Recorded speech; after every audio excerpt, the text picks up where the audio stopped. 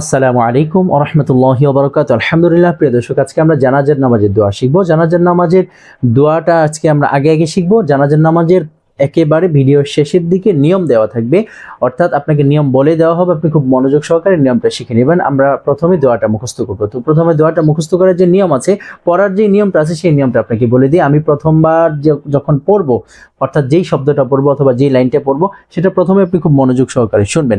এরপর দ্বিতীয়বার, তৃতীয়বার, প্রয়োজন পড়লে চতুর্থবার বলা হবে। তখন আপনি চাইলে আমার সাথে বলতে পারেন অথবা খুব মনোযোগ সহকারে শুনবেন। ইনশাআল্লাহ আশা করি আপনার জানাজার নামাজের দোয়াটা অবশ্যই খুব ভালোভাবে মুখস্থ হয়ে যাবে ইনশাআল্লাহ। চলুন আমরা শুরু করে দিই। বিসমিল্লাহির রহমানির রহিম। আল্লাহুম্মা আল্লাহুম্মা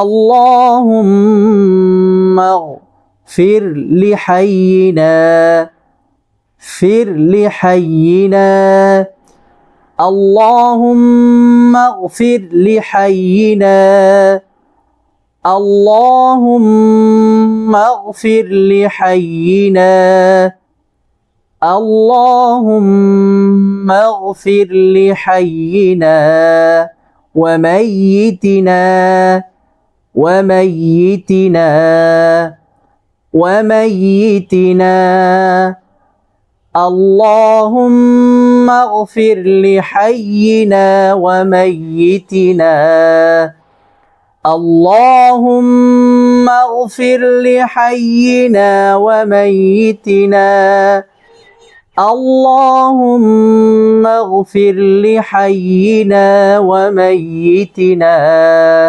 অর্থ: হে আল্লাহ, আমাদের জীবিত ও মৃতদের সকলকে ক্ষমা করুন।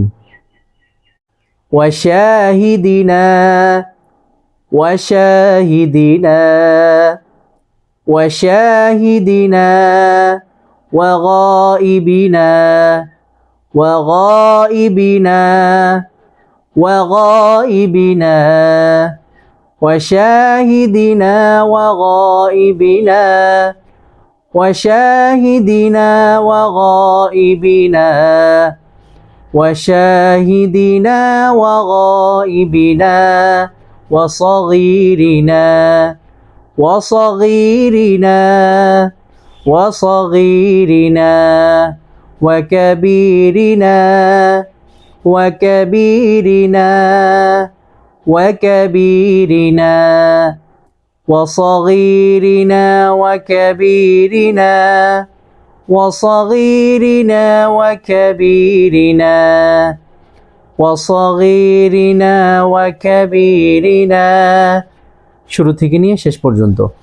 وشاهدنا وغائبنا وصغيرنا وكبيرنا وشاهدنا وغائبنا وصغيرنا وكبيرنا وشاهدنا وغائبنا وصغيرنا وكبيرنا।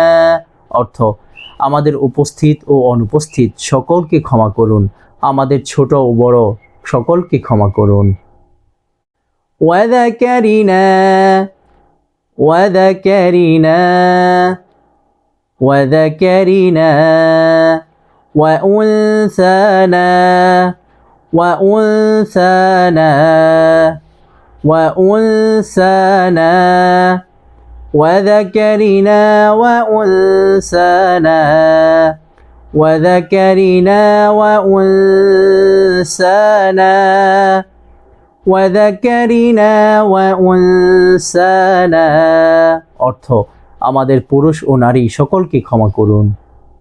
আল্লাহুম্মা মান আল্লাহুম্মা মান আল্লাহুম্মা মান আহইয়াইতাহু আহইয়াইতাহু আহইয়াইতাহু আল্লাহুম্মা মান আহইয়াইতাহু আল্লাহুম্মা মান আহইয়াইতাহু আল্লাহুম্মা মান আহইয়াইতাহু মিন্না ফাআহইহি منا فأحيه منا فأحيه اللهم من أحييته منا فأحيه اللهم من أحييته منا فأحيه على الإسلام على الإسلام على الإسلام اللهم من أحييته منا فأحيه على الإسلام اللهم من أحييته منا فأحيه على الإسلام اللهم من أحييته منا فأحيه على الإسلام অর্থ হে আল্লাহ আমাদের মধ্যে যাকে জীবিত রাখবেন তাকে ইসলামের উপর জীবিত রাখুন ومن توفيته ومن توفيته ومن توفيته منا فتوفه منا فتوفه منا فتوفه ومن